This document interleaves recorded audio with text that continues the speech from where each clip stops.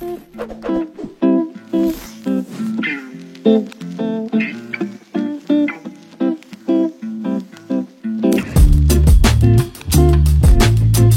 assalamualaikum warahmatullahi wabarakatuh. Halo semuanya, kembali lagi bersama saya Joffer Genter Putra di channel Pemula IT. Dan di video kali ini kita akan memasuki segmen gabungan mungkin ya antara bahas IT dan ngobrol IT. Di video kali ini saya akan nge-recap ya selama 1 minggu pakai iGPU doang. Bukan cuma buat gaming, tapi dipakai buat 3D, video editing, dan juga mungkin dipakai beberapa aplikasi AI. Ya cuma 2 sih ya, bukan beberapa. Nah, kenapa 1 minggu ini saya cuma pakai iGPU? Alasannya bisa dibilang hanya untuk memenuhi rasa penasaran aja ya. Karena selama ini saya sudah dibuat nyaman dengan Vega card yang cukup kenceng, yaitu Radeon RX 5700 XT untuk kebutuhan gaming 3D maupun buat kebutuhan video editing. Lalu alasan pribadi lainnya yaitu saya dulu kan pengguna LGA 775 atau bisa dibilang PC jadul yang nggak layak buat dipakai di era modern ini, terutama buat kebutuhan gaming 1080p maupun buat kebutuhan video editing. Nah, dulu tuh salah satu impian atau mungkin rencana upgrade ke depannya adalah ke Ryzen 5000 G series,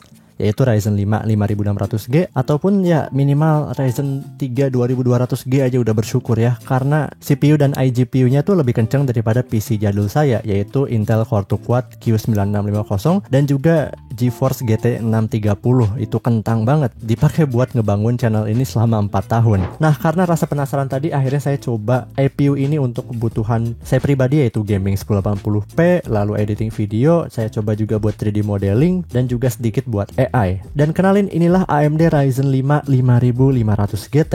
Oke, kalau kita bandingin sama saudara-saudaranya yaitu Ryzen 5 5600 GT dan juga 5600G, perbedaannya hanya sedikit aja ya di situ. Bisa dibilang 5500 GT ini adalah seri paling rendah dibandingin saudara-saudaranya, karena dia itu cuma punya clock speed 3,6 GHz dan turbo boostnya 4,4 GHz. Yang bisa dibilang ini clock speednya yang paling lambat dibandingin saudara-saudaranya, walaupun secara turbo boost dia sama dengan Ryzen 5 5600G. Sedangkan yang paling kencang itu ada pada Ryzen 5 5600 GT dengan turbo boost up to 4,6 GHz. Walaupun begitu, terlihat spesifikasi yang lainnya juga sama persis ya, seperti iGPU-nya sama, L3 cache-nya sama, TDP-nya sama, support PCI Express-nya sama, dan lain sebagainya. Jadi kurang lebih untuk kebutuhan gaming, nggak ada perbedaan yang signifikan antara ketiga saudara ini. Oke, langsung aja kita masuk ke pengalaman selama 1 minggu menggunakan iGPU doang untuk kebutuhan yang bisa dibilang sangat memerlukan Vega card atau membutuhkan komputasi grafis yang tinggi. Oh ya, anyway, saya belum spill dulu ya, ini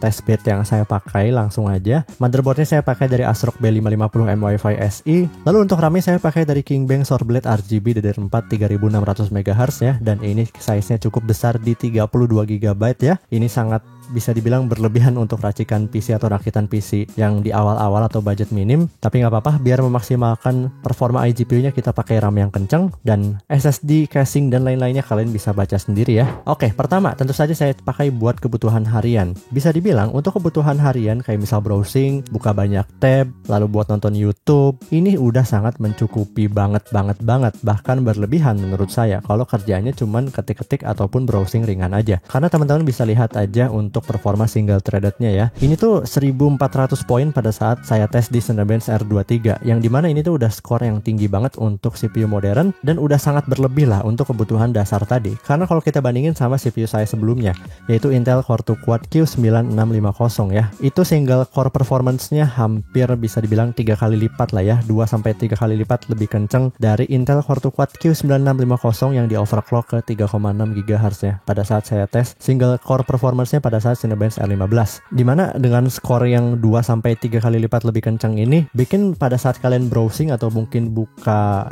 file explorer atau mungkin pas lagi ngejalanin Windows aja, sesimpel ngejalanin Windows bakal kerasa lebih smooth banget. Lalu karena dia punya 6 core 12 thread, yang bisa dibilang ini adalah CPU kelas menengah, bukan CPU kelas bawah yang memang disegmentasikan untuk kebutuhan ringan. Dia dapat skor multi-threaded performance-nya di Cinebench R23 ada pada 10.956 cuy. Ini udah berapa tuh? 4 kali lipat lebih kencang daripada Intel Core 2 Quad yang punya 6 core 12 thread. 4 core 4 thread maksudnya ya. Itu pun harus di overclock dulu. Dan kalau dibandingin sama Ryzen 5 4500 yang dimana itu arsitektur yang lebih lama, skornya juga cukup ketinggalan ya. 2000 poin lebih tinggi dari 4500 yang ini bakal lebih nyaman banget buat kebutuhan multitasking, apalagi buat kebutuhan video editing atau mungkin buat kebutuhan 3D sambil multitasking. 6 core 12 thread coy, itu banyak banget untuk kebutuhan berat pun kayaknya nggak masalah. Lalu pada saat pengujian Cinebench R23 juga, CPU package powernya atau bisa dibilang gampangnya ini adalah dayanya ya. Dayanya itu cuma nyentuh 70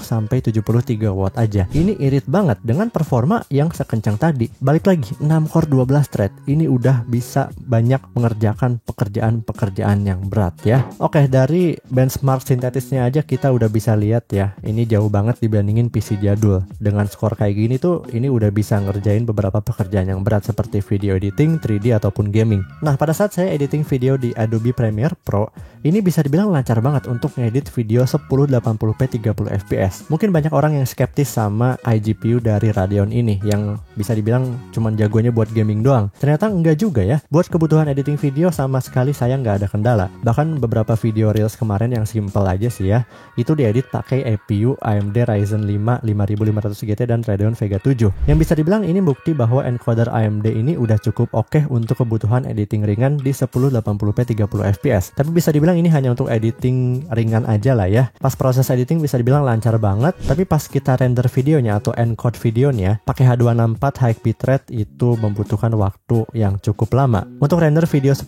menit, yang dimana video 10 menit itu udah saya pasang beberapa efek seperti slow motion pakai optical flow, lalu warp stabilizer ya, lalu apalagi transisi, pokoknya hal-hal dasar editing lainnya. Untuk render video 10 menit tadi membutuhkan waktu 10 menit 31 detik, yang dimana ini tuh jauh banget dibandingin kalau kita pakai GPU discrete macam Radeon RX 6600. Itu hampir 3 kali lebih cepet ya waktu rendernya dibandingin pakai iGPU ini. Jadi buat editing ringan, buat awal-awal, buat kebutuhan belajar mungkin masih oke banget, atau mungkin buat awal-awal merintis editing video atau buat konten di Reels atau TikTok gitu, video 1 menitan doang ini oke banget. Tapi buat kebutuhan profesional yang ngejar deadline lah, atau mungkin buat editing di resolusi tinggi, ini sama sekali nggak cocok. Lalu saya coba juga buat kebutuhan 3D ya, lebih tepatnya di Blender dan juga beberapa aplikasi arsitektur atau aplikasi yang biasanya anak teknik pakai gitu ya. Contohnya untuk aplikasi Blender. Untuk 3D modeling ini lancar banget ya, karena memang 3D modeling kalau kita nggak pakai real time rendering tuh apa sebutannya? Saya lupa. Ya bener nggak sih? Kalau viewportnya kita nggak pakai yang ngerender cycle secara real time, saya lupa bahasa simpelnya tuh apa ya. Itu masih oke banget ya, terutama buat belajar ini masih oke banget. Tapi kalau buat kebutuhan rendering video, balik lagi ya, ini iGPU doang ya, dia butuh waktu selama 4 menit untuk render BMW 2.7 Blender 4.1. Lama banget ini dibandingin beberapa GPU discrete seperti RX 6600, itu cuma butuh waktu 40 detik aja. Jadi untuk kebutuhan 3D modeling buat belajar aja, terutama buat teman-teman mungkin anak SMA jurusan DKV gitu yang ada mata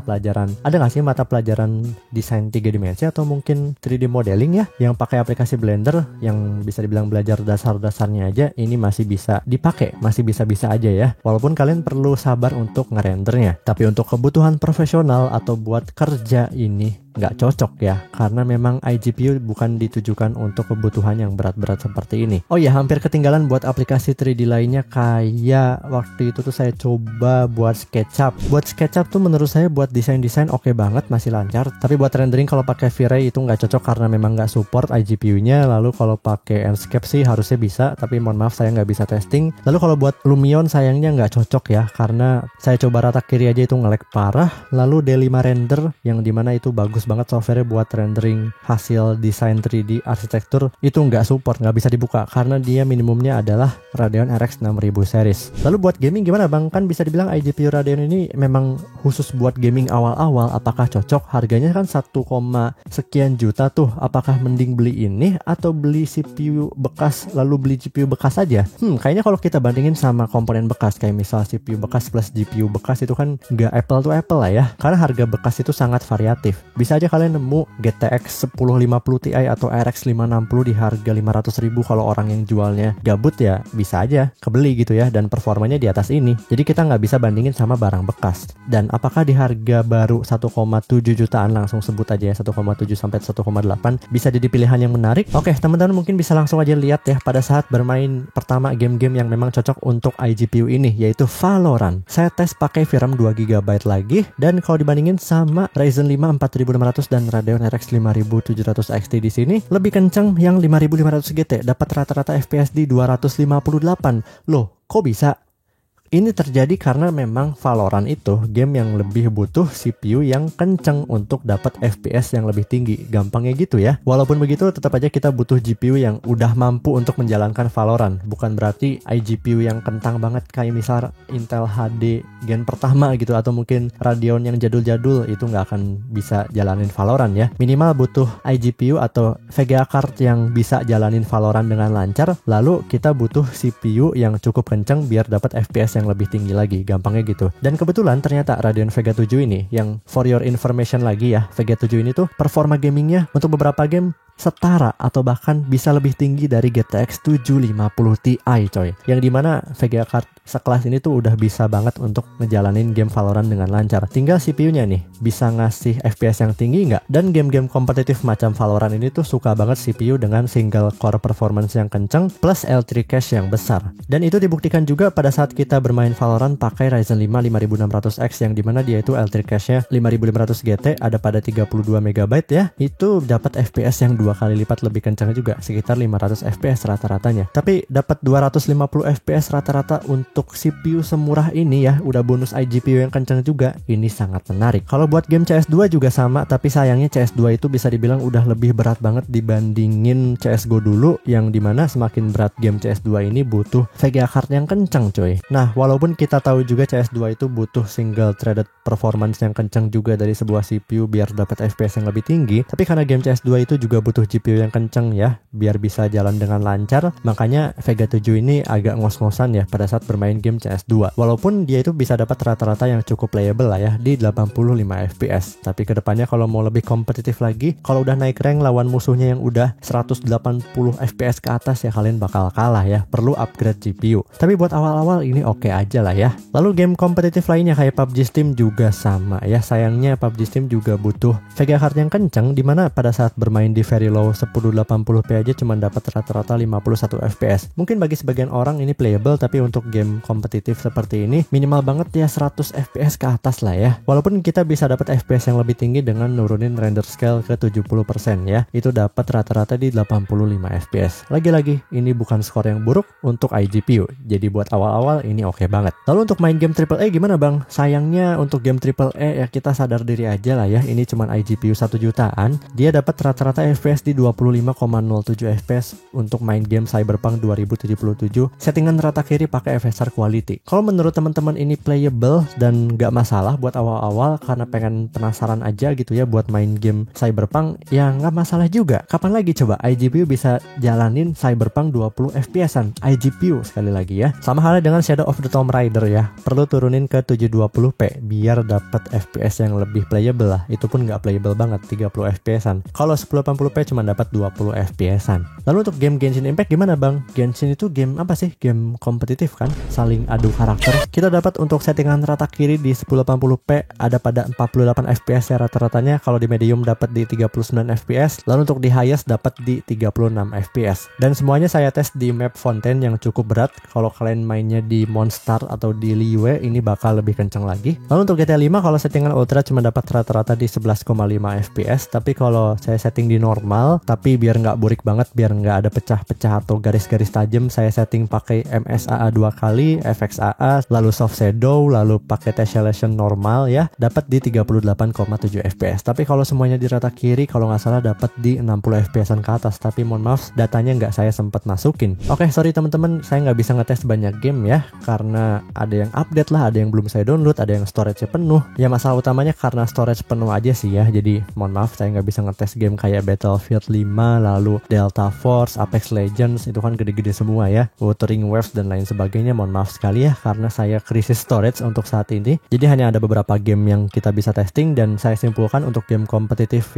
game-game kompetitif kayak Valorant itu masih lancar banget dan bisa dibilang playable banget ya untuk main game dengan monitor yang high refresh rate macam 180Hz ke atas. Tapi untuk game-game yang lumayan berat kayak Genshin juga menurut saya 30-40 FPS-an cukup playable ya, karena kita nggak butuh FPS yang tinggi banget juga, karena balik lagi untuk kelas iGPU ini udah mantep banget. Lalu untuk game AAA kayak misal Wukong atau mungkin Cyberpunk yang rata-rata semuanya tuh di 20 FPS-an, menurut saya buat temen-temen yang pengen nyoba doang, pengen memenuhi rasa penasaran juga nggak apa-apa, tapi emang nggak cocok buat main game AAA. Perlu VGA card yang kenceng buat bisa dapat FPS yang tinggi. Lalu saya coba juga cuman 2 ya tools AI kayak Amuse, yang dimana Amuse itu udah emang ditujukan buat AMD dan ternyata dia support coy. Si VGA cardnya ini bisa generate gambar, dan saya kasih prompt saya ATM yang Mas Alpha Jonathan ya. Kalau beliau kan cute anime girl with glasses ya kalau nggak salah. Kalau saya ini pakai cute short hair anime girl wearing sailor collar.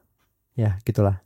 Yang penting berbudaya. Untuk ngegenerate gambar ini kita butuh waktu selama 68,7 detik, yang ya dimana ini tuh 6 kali lebih lambat daripada GPU yang pernah saya coba ya. Tapi buat sekedar iseng ini oke-oke aja lah ya. Walaupun bisa dibilang ini model yang jadul, yang udah nggak relevan lagi di zaman sekarang. Kenapa nggak coba yang Stable Diffusion 3,5 bang? Tidak support. Lalu saya coba juga buat pakai LM Studio, pakai model DeepSeek R1 di Steel Qwen 7B, karena saya coba yang lama sama aja si performanya, dia dapat di 10,08 token per second. Oke, kita mungkin langsung aja lihat harganya. Harganya ini udah turun dari 1 tahun lalu. Nggak 1 tahun juga sih, ya 6 bulan lalu ya. 6 bulan lalu tuh saya pernah buat video review 5600 GT. Lalu saya bandingkan juga dengan 5500 GT, dan harganya tuh dulu paling murah ya si 5500 GT dibandingin saudara-saudaranya. Harganya tuh dulu di 1,9 jutaan, tapi sekarang turun di 1,8 jutaan. Yang padahal dulu pernah saya lihat juga ya, kalau nggak salah pernah nyentuh 1,6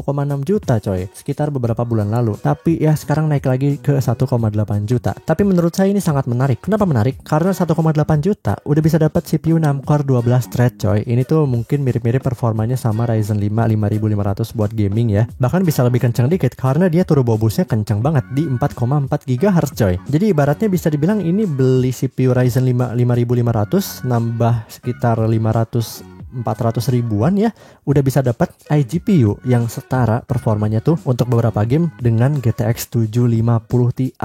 Kapan lagi coba harga bekas 750 Ti kan masih 600 ribuan ke atas nggak sih? Mending beli ini aja gitu. Udah dapat barang baru, garansi panjang, dan performa gamingnya juga bisa sangat diandalkan buat kebutuhan gaming di awal-awal.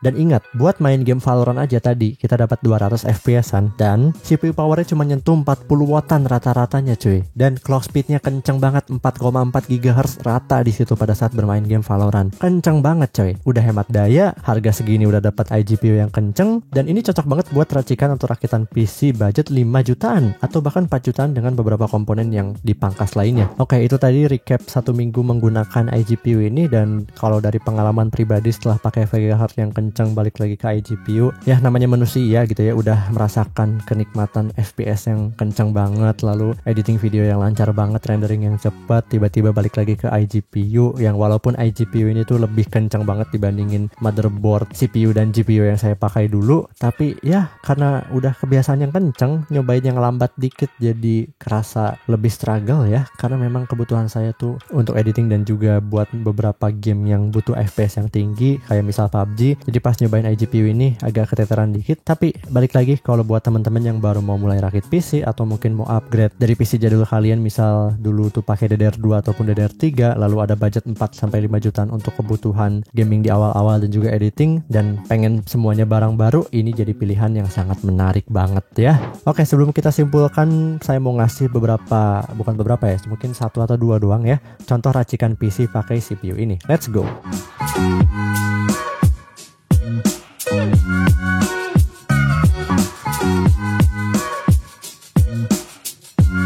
Oke, kalau kita simpulkan, CPU ini yaitu AMD Ryzen 5 5500 GT cocok banget buat teman-teman yang mau rakit PC budget 4-5 jutaan buat kebutuhan gaming 1080p settingan rata kiri ataupun ke tengah-tengah dikit untuk beberapa game ya, dan juga buat kebutuhan belajar editing video, editing ringan 1080p 30 fps, bahkan buat belajar 3D. Tapi buat teman-teman yang memang kebutuhannya buat kerjaan yang lebih serius ataupun ngejar deadline atau buat kebutuhan yang berat-berat banget yang dimana waktu itu adalah penting bagi kalian, ini ini nggak cocok. Kalian perlu beli Vega card lagi ke depannya, atau mungkin perlu nabung lagi buat budget rakitan PC yang lebih tinggi, misal 8 jutaan ke atas. Oke, mungkin itu aja teman-teman. Terima kasih telah menonton video ini sampai akhir. Jika ada pertanyaan boleh komen di bawah. Jangan lupa tekan tombol subrek, nyalakan lonceng notifikasinya, like jika suka. Mohon maaf jika ada kesalahan kata atau kesalahan dalam penyampaian informasi. Terima kasih. Saya Jova Digantara Putra. Wassalamualaikum warahmatullahi wabarakatuh. Mantap.